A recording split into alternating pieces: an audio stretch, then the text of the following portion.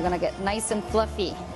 Meet Sylvia Martinelli. For years, she's been gathering the best combination of ingredients, Oil, salt, and lots of cheese. all to get This gummy and melted cheese feel for the puffs. Sylvia's been making these traditional Brazilian favorites as long as she can remember. Now she's sharing the treats with everyone else in Canada.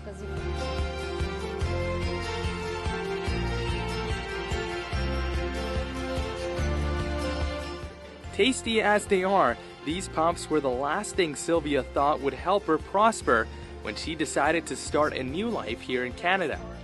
I always wanted to have my own business since I was a kid.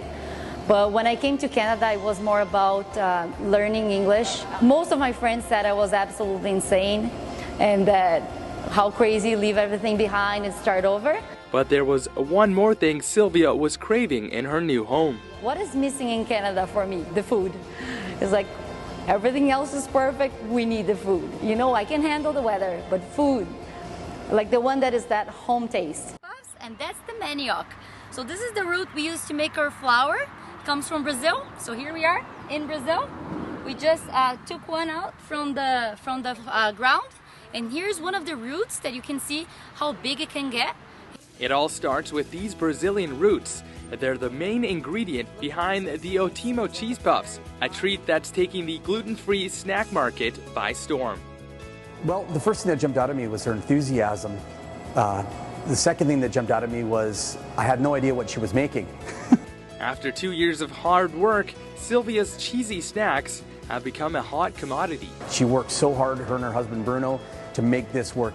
I had people from Ontario, from Saskatchewan, from Winnipeg, from Calgary contact me saying like, I really miss it. Like, when are you getting here? I'm like, I'm working on it. That's my goal, to really like take over Canada. Since launching Otimo, there have been challenges, like a 2.5-day power outage at her Maple Ridge bakery last month. I had some productions that wasn't completely frozen, so because it was 2 days in a bed, we had to discard it. She lost basically her whole stock. So when a company goes through that process, they have to literally start from scratch. Since then, Sylvia has been working double duty to make up for the lost time. It's just one of the reasons why Sylvia's story is inspiring others who might be looking to leave their mark on their new country.